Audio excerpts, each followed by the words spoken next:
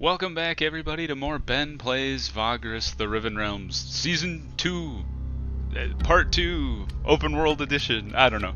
The first episode, we got our comitatus put together, and we made it to Torzag's shelter. So, our first big city, and from what we had learned from other people there's wine to be sold here. So, let's get into it. So, the vast caverns and tunnels inside Blackblood Mountain merely gave refuge to war leader Torzag many centuries past.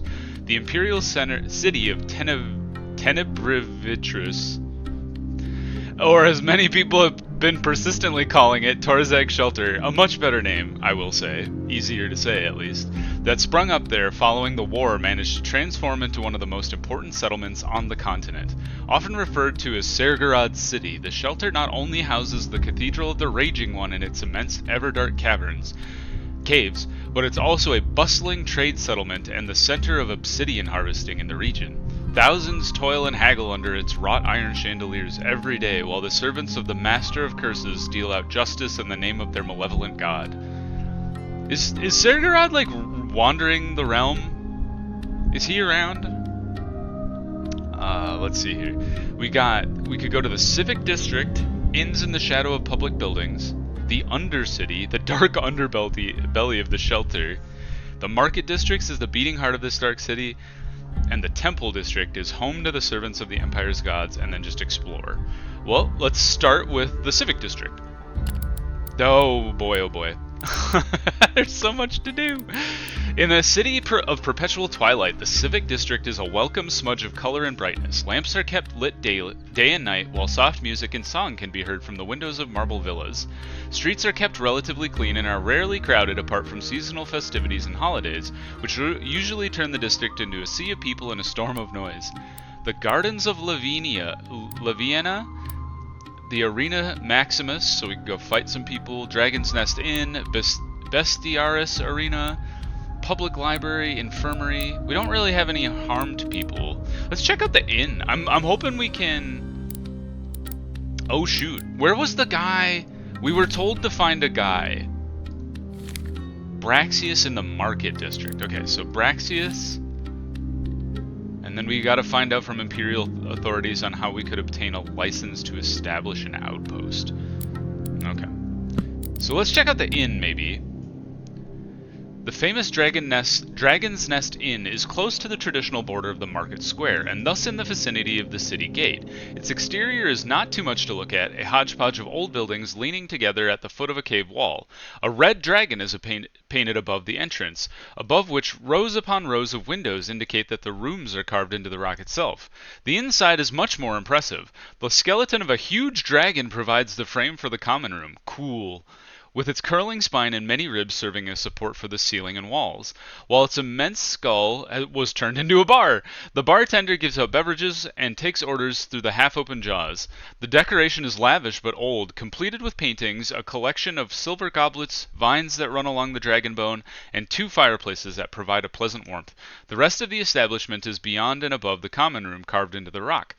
The clientele is quite colorful and lacks the usual local derelicts that most taverns of the world have. Instead, you can see wealthy merchants, vagri, foreign nobles, fastidious escort girls, emissaries, artists, mercenaries, and travelers of all sorts. There's several passengers looking for a comitatus. We could talk to the down-on-his-luck fellow sitting in one of the corners. Huh. Purchase the quality booze for your crew. This will consume all of your movement points. We only have 1. And what would that get? Maybe like morale? It's not a ton of money. Well, actually it is a fairly decent amount of money. Well, let's try it. The crew is beyond itself when you arrive with bottles of quality booze. The rest of the day is spent drinking and fraternizing. A lot of grudges are worked out and numerous friendships are born. They might be a little tired in the morning, but their spirits are higher at least. Sometimes it takes a little liquid joy to smooth things over. We got minus 100% movement, plus 2 morale, which is great, and minus 1 vigor. So, good to know how that works. I do want to see if we can pick up some passengers here. There's an odd density of new faces here, according to the bartender. The nest tends to draw travelers, but ever since the earthquake a few weeks ago, a lot of people seem to be displaced in one way or the other. They were turned back by strange storms and insane winds in the north, or by morose legionnaires in the south. There's even talk of refugees from the Upper Empire. Upon hearing that you're looking for passengers for your comitatus, a grim-looking man in dark armor walks up to you and introduces himself. He's a priest of Sergorod. Oh god, oh no! It's Siderius again, god of anger and revenge. The Church of Sergorod directed him to arrange his travel to the backwater town of Crystal in the west, and to conduct an investigation there. He remains tight-lipped of the nature of said investigation, but assures you he will not burden you. He travels alone and keeps to himself. He will pay you 2 copper coins now, and 8 more upon arrival, so a silver total, which is not too bad. Let's see where Crystal is. Crystal is to the west? Oh, I think I saw it. There it is. 8 to 9 days travel. Let's not talk to him yet. Oh, whoops. Well, I didn't really want to like, 9 days is a long way to go, especially if we didn't have a reason to be going to Crystal other than to take him there. So like if we leave and go back, is he... Okay, he's gone. Let's talk to the down on his luck fellow sitting in one of the corners. Sorry, Sergorod priest. I just don't have the time or the the motivation to go 9 days out to Crystal, especially when we only have 7 days of supplies. You vaguely recognize the gaunt man with a shock of gray hair and silver cuirass. He was at Kernak when you passed through. Hailing him, seeing his haunted expression, you ask the fellow what the matter is. Oh god, they died, all of them, he said, not looking up from his cup. My comus, we tried to avoid the road tax as you do, and took a little detour to the east. Uh-oh. He now looks up and into your eyes, his gaze hollow. Have you heard of the Hollow Crags, friend? They barely entered its confines, but still, the bloody things were upon us like flies on shit. Nobody survived but me, but I can still see their eyes in my sleep. You ask the man if you can do anything for him, but he downs his drink and rises, shaking his head. Nah, but thanks. I've got to talk to the Ashkalites. Even without the bodies, my comus deserves some sort of funeral. Take care, you hear? He leaves and walks out of the common room with a sullen expression. What are the Hollow Crags? It sounds like a place we don't want to go. The Hollow Crags is the westernmost part of the Hargod Tool and is mostly the same as the great grassy yet bleak plains, except for the eponymous crags and ravines that create a labyrinthine web that is especially cumbersome to navigate. The gray field is covered in sparse vegetation, mostly thorny bushes and pale grass. It is said that when Madrigos was destroyed in the calamity, some of its inhabitants fled east, hoping to find refuge there. The descendants of these people are now called the Hollow Eyes, strange and elusive mutants that live in close-knit families inside hidden caves in the crags here. The dreaded xenophobic Hollow Eyes are very territorial and attack trespassers by sending their herds of undead. Wow! Thus, most people go around the crags to avoid confrontation, and thus the nigh-invisible Hollow Eyes reign supreme. Alright, we will not go to the Hollow Crags. Good to know.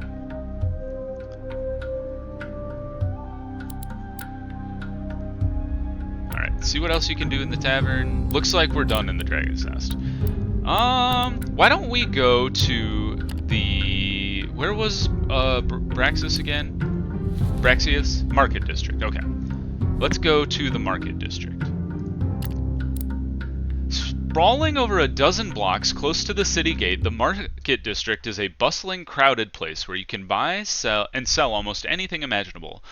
Anyone entering the labyrinth of stalls, shops, and bazaars is constantly bombarded by a wide range of strong smells and invaded by the competing shouts of peddlers and salesmen. We could go to the Kalrish Market, I don't know what that is, listen to news and rumors, and then seek out Braxius' store. The old man said could be useful. Let's go seek out Braxius first, since that's the first person we were told to look for. You make your way to the part of the Market District that lies just east of the Kalrish Market. It takes a while to locate the statue of Mercatus overlooking a dried-up fountain carved of dark stone, but when you do find it, you see that the shop is indeed right where Agos said it would be. Huddled between two taller decrepit buildings, Braxius' storefront is not too much to look at. Only his name is written on the stone slab above the doorway, no sign, no display, no stall, nothing. Inside is a dark little room with a dirty counter, a strange odor, nondescript trash that barely passes for wares, and a demon-kin fellow fiddling absent-mindedly with some gadget. He looks up as you enter. "What can I do for you?" he says with a ghoulish grin. He can't help it. He has pointed teeth, a big nose, and a crown of jagged horns that not only adorns the top of his head, but also the side of his jaws. Ouch! Don't, rub his cheek. His eyes burn with a pale orange light, and he's surrounded with an almost palpable aura of nervousness. Surely this cannot be the man you were guided to. Are you Braxius? Oh yeah, in the flesh, Braxius bows his head theatrically. You explained to him that an old wanderer called Agos told you to come to him if you wanted to find the right people for a comitatus. Braxius smiles his fiendish smile upon hearing your story. Indeed, I do specialize in connecting such people. I might have someone you will find useful and even help you in getting them to join you. And I owe Agos, so there, everybody wins. Ask him who he can get and what this will cost you. Obviously this. There's the whole reason we came here. We need some deputies anyway, so... This fellow I have in mind wants to return to the road. He used to be, well connected many years ago, working for some crime syndicate or another. Then he disappeared for a while. He came back a year ago or so and became a bouncer, but someone with his abilities will never sit on his arse for too long. Now he's eager to set out again, so he came to beautiful Torzag's to find a comitatus or some similar arrangement. He calls himself Harvick. Mind you, he might have his own reasons to hit the road. You'll have to work that out with him yourself. When you ask him what you owe him for this, he simply shakes his head. Nothing. Like I said, I owe Agos, and he told me that I can pay him back by aiding people he sends to me. Odd, right? Well, not so much, really. At any rate, I can arrange a meeting with Harvick for you. I would like to meet Harvick. Minutes after you tell Braxius that you wish to meet this Harvick, he has closed down the shop and is leading you to where you can talk to the man. You soon arrive at a stinking watering hole at the end of an alley somewhere between the market district and the Undercity. The sign has a feeding carrion bird on it. Underneath, the crooked letters spell out the name The Grinding Gizzard. Wild. You find a quiet table in a corner while Braxius gets you a couple drinks. By the time you finish the first, a large man appears and greets you curtly. The first thing everyone notices about Harvick is his scythe-like right arm, as well as his other insectoid features, clearly the results of the taint. He observes you with compound eyes before talking in a rasp. I'm told you're looking for someone to join a comitatus. If you want that someone to be able to take care of rough stuff, I'm your man. Harvick here has seen a lot of action. He's tough as nails and knows a lot of less savory people, if you know what I mean, adds Braxius. Ask away, Vagrus. I see you have questions, Harvick says, twitching his mandibles. You do have questions for him. I'm listening, Vagrus.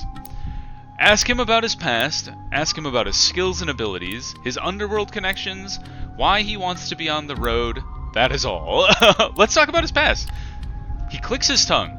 I suppose I owe you some kind of explanation. Long story short, I ran with some gangs down south in Port Navarum. I was nobody important, but I always got the job done. I was but a kid when they sent me up for something I ain't done. I went to Purgatoria. You heard of the place, Vagrus? Not a pretty place, I tell you. I was there for 12 years. Sounds like a prison. Braxius whistles to himself.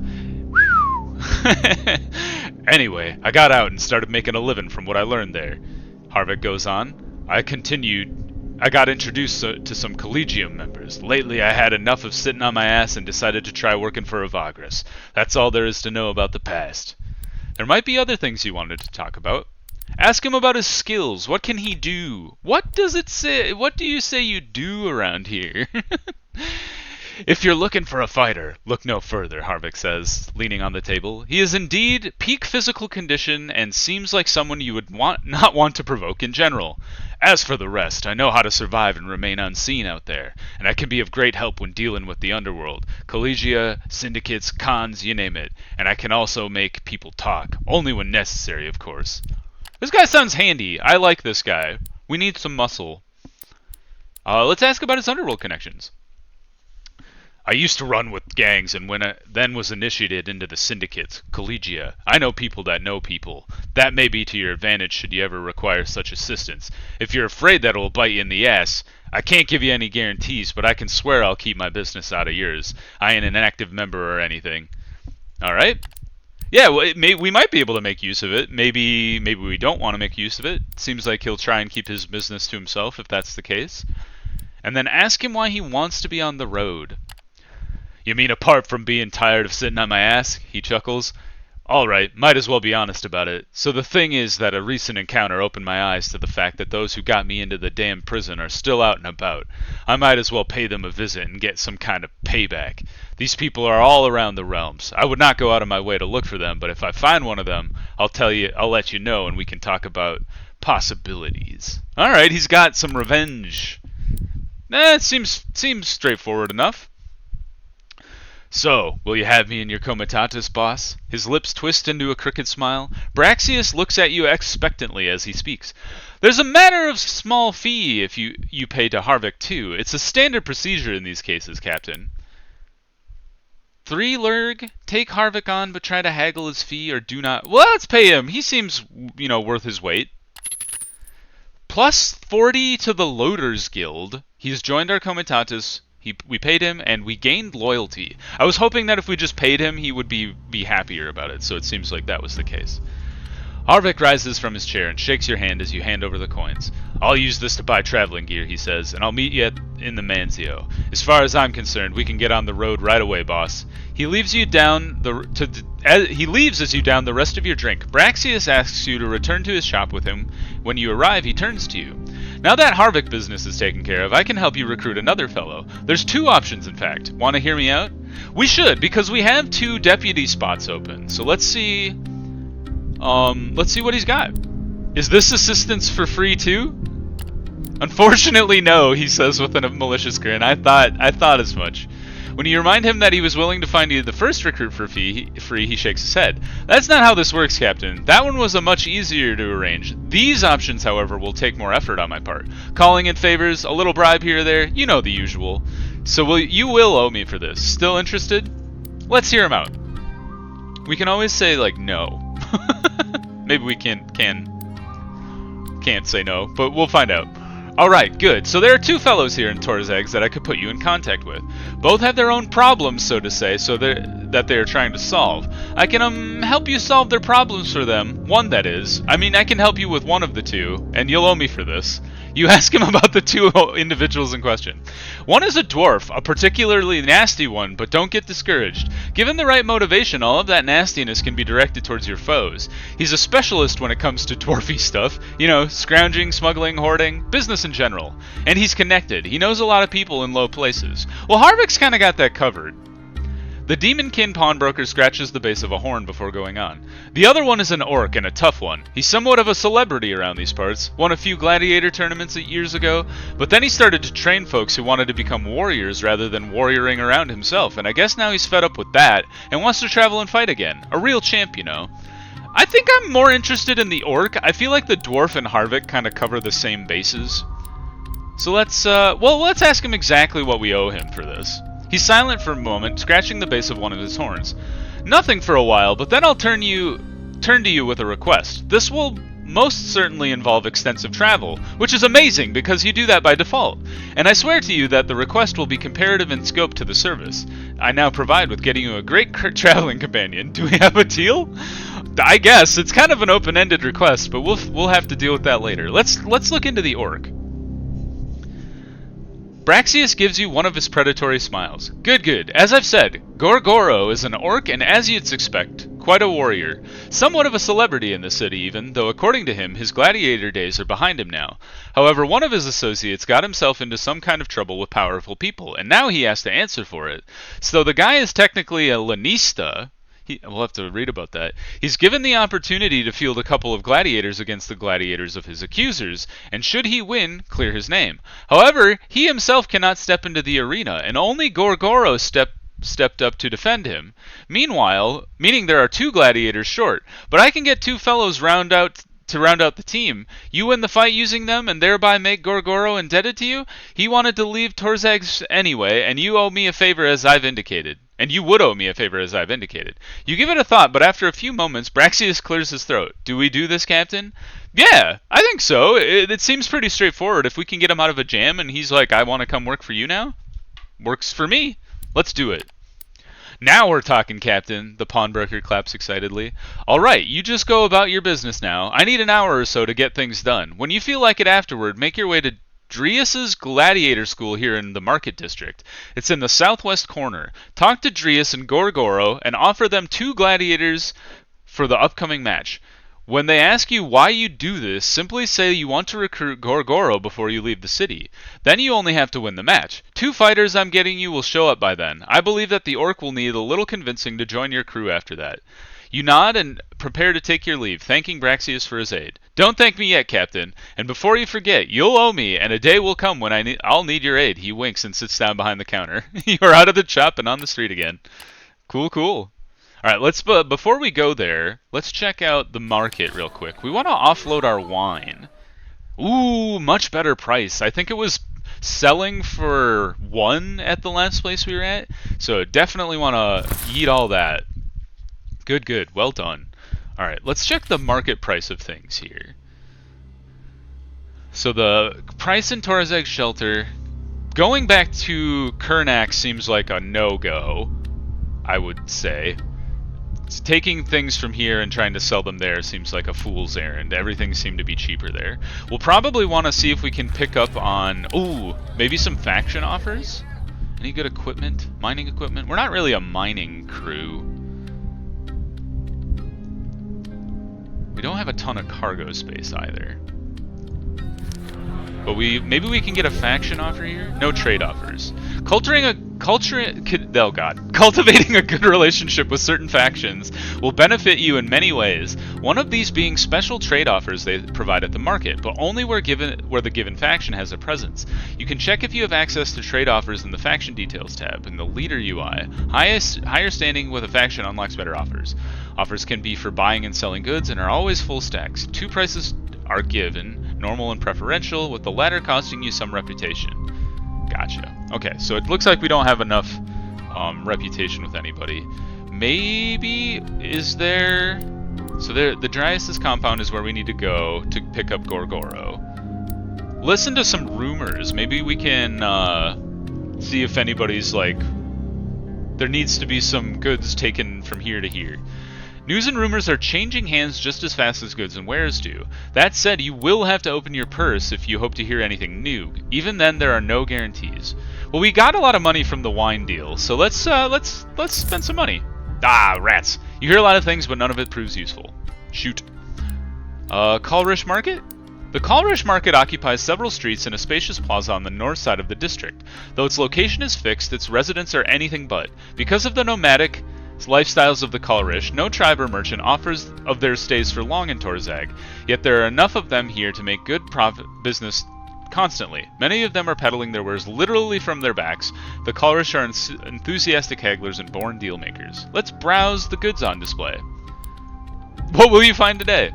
There's a pack of guard animals, bogweed, and then a rare exquisite jewel. Huh. Let's refrain from buying anything. I'm not sure exactly what... The bogweed kind of interested me, but I don't actually see it on here. Maybe that would have been a good deal to buy. Can we go back there? Nope, that's a daily thing. Alright, no news and rumors. The Civic District is where we were before. The Underbelly. We do have a guy with us. And then let's explore the city, and then we'll go check out Dryas' compound. Forever in the twilight of the gigantic cavern and lit sparingly by huge iron lamps, Torzag Shelter is a bustling city of many opportunities and perils. One can find all sorts of interesting things if one looks. Let's go for a stroll. Upon returning to the Manzio, you learn that 2 of your fighters were taken by drafting soldiers while out in the city. Boo! Boo! For a few drinks. With the constant wars in the north, it is sometimes easy to get pressed ganged in this way in the cities of the Upper Empire. But you have never heard about anyone getting grabbed in this way so far down south. Perhaps the situation is direr than the authorities claim. At any rate, you can make an attempt to get your men back if you seek out the recruitment office. You'll have plenty of opportunities to hire new fighters. Your crew will not be happy, though. No, we gotta try and free them. Oh, crap. Oh, no. Use your friendship with the Church of Sergorod. We do not have that. Renown, we have none. The recruitment office is a dire place, a squat building of dark stone next to one of the several barracks of the city. Many draftees linger here with vacant looks on their faces, looking uncomfortable in their new uniforms. It will not be simple to get your men back, but there might be a few things you can try. We could try to bribe them, it's a low chance of success, or we could try to negotiate that with them, which is a very low chance of success. We got evaluate and persuasion. We don't have any resourcefulness to spend, so we might as well try. Yeah. No matter how persuasive you are, the cynical officials refuse to let your fighters go. They tell you that the men in question were drunk and caused some ruckus, therefore the draft law allowed their capture and drafting. When you press them some more, they inform you that they could have you in court for not possessing the right documents of employment. It was all bogus, of course, but you see no point in risking it further. Alright, well, we tried. We lost 2 fighters. I guess we'll go to the Mancio and just hire 2 new guys. 1, 2. And actually, we should get 1 more, because I wanted 10 in the first place, but we didn't have enough people for that. Or there weren't enough people available. Underground fields, mushrooms thrive there.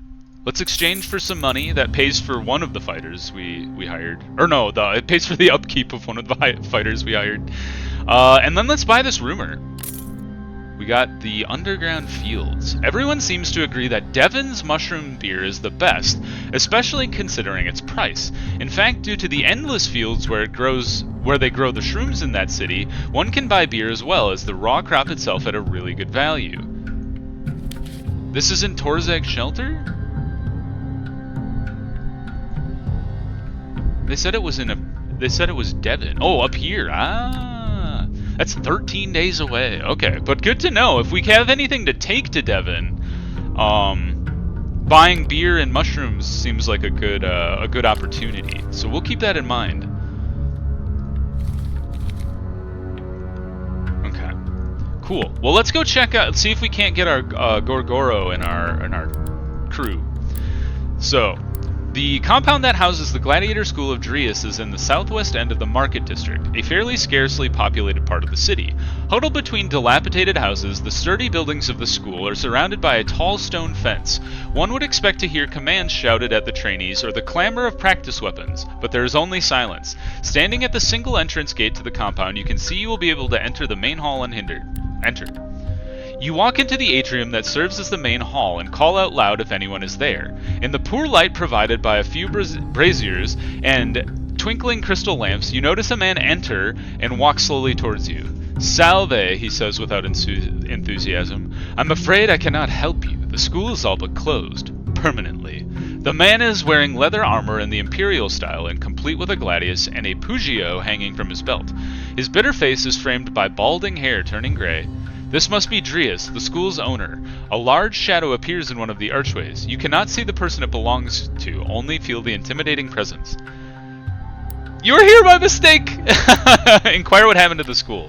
He sighs in exasperation. I'm sorry, it's just I've told this story so many times recently, it's slowly getting to me. In short, we had an unfortunate accident in which one of my trainees got hurt, the son of an influential man, a Tarkian diplomat who was the ear of some of the city's leaders. The man is out for revenge, even though his son made the mistake, not the school. Now he is out to destroy me. The instructors have left. I paid exploitative fines several times. I've lost most of my trainees.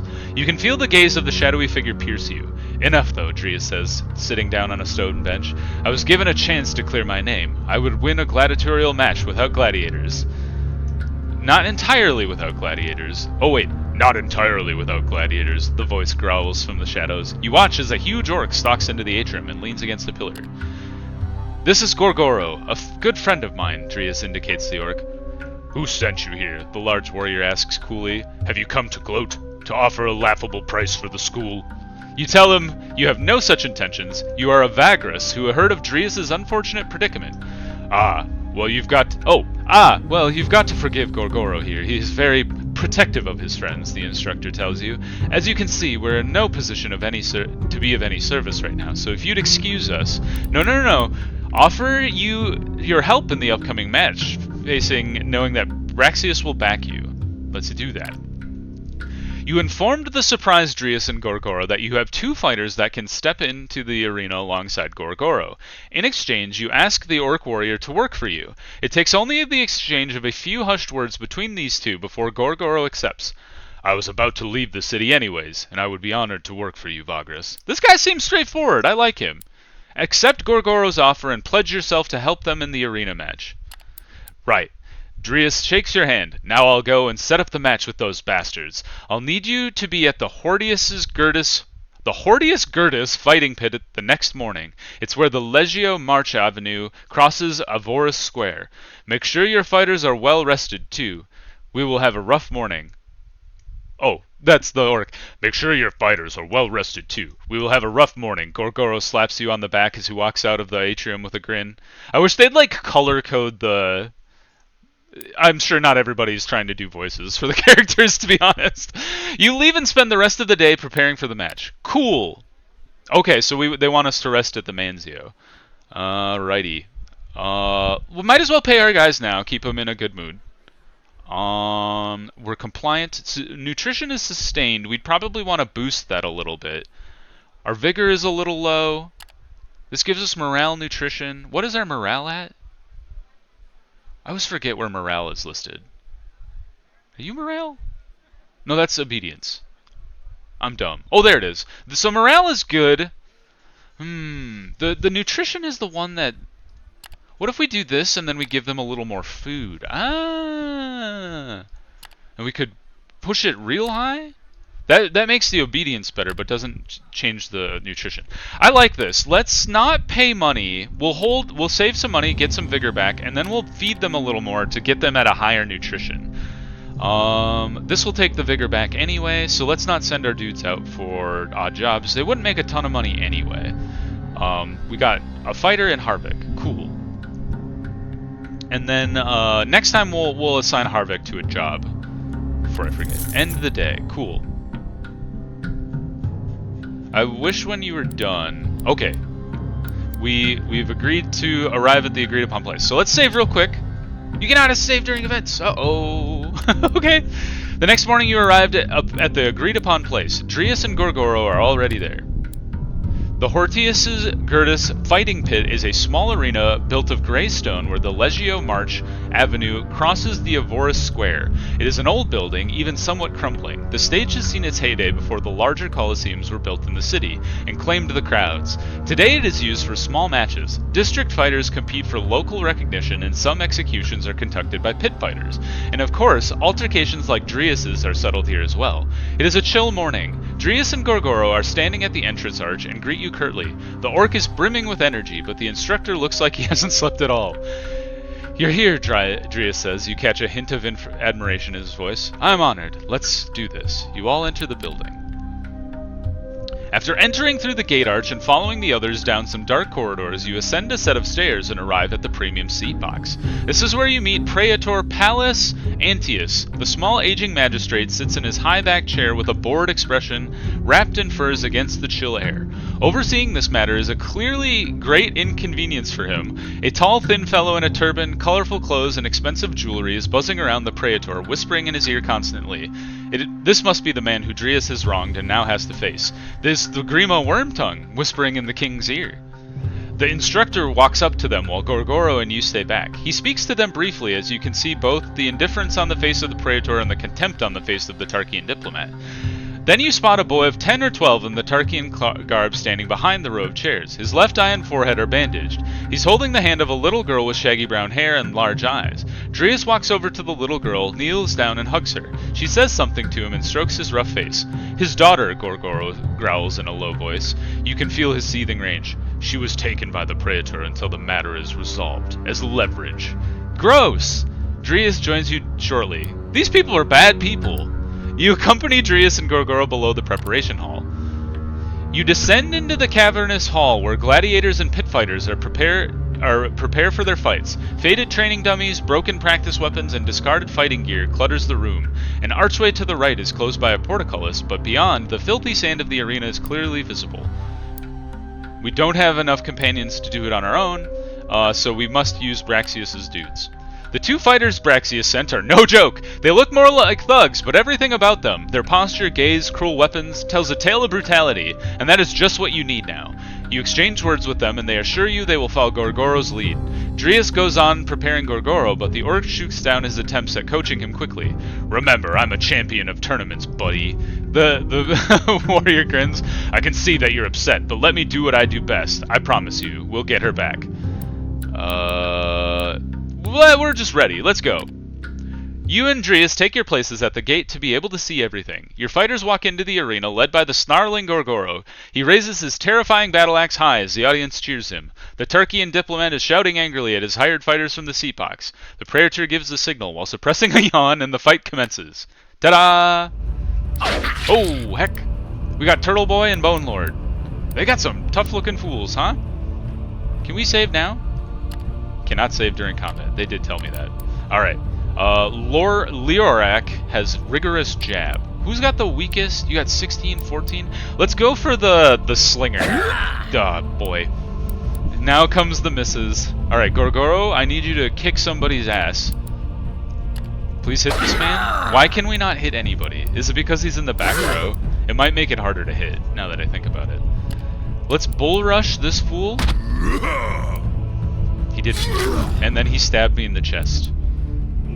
Round 2. Alright, Gorgoro, let's change tactics here and try to hit this person. Ooh, we got 2 of them. We have evaded the jumping kick, but we moved back. Missed us. Also missed us. Hitting must be hard in this game, now that I think about it. 3 damage on the slinger. Good start. The sap. I like the idea of stunning a guy. He blocked it. We blocked it, but still took damage. Keep trying to take out this slinger. It's a good use of our movement, or our abilities. Gorgoro is in the back. What does this do? Brutal charge. Charges a foe and swings the great axe. That sounds awesome. Maybe we can kill this fool? Yes! A movement ability that attacks sounds awesome. Alright, let's smack this dude. Oh, it looks like we hit this guy harder. Let's try to hit him, for one.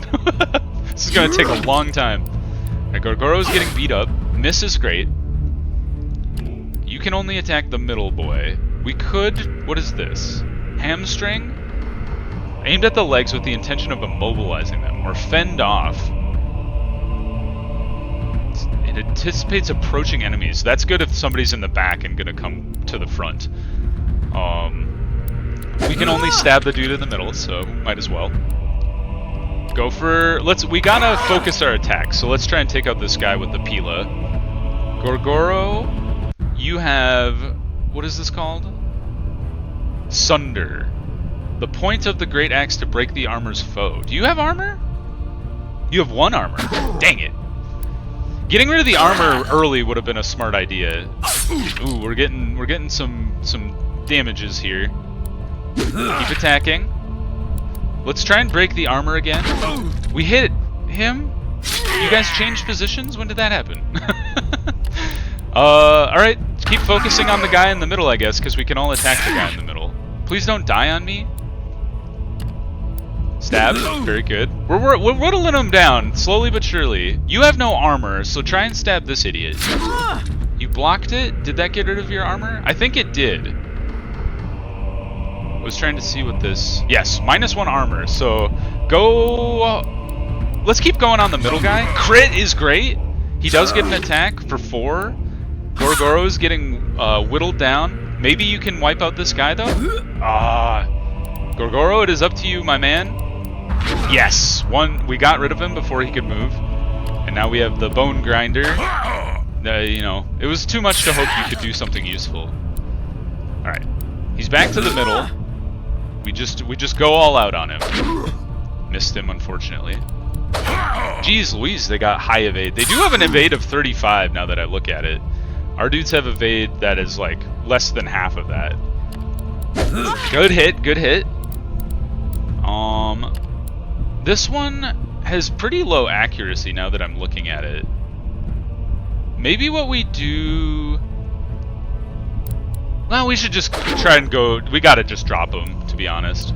Ooh, we moved again. Well, why don't you wait? We got stabbed a little. Oh, he got knocked down. Where's our aid? We don't have the appropriate leadership perk. I thought we did have aid. Apparently not. Just go to town. Recover. Oh no, wait. Switch with our orc boy. Swing away. Yes. All right. Orc got knocked down, but he'll get better. Hopefully. Perfect.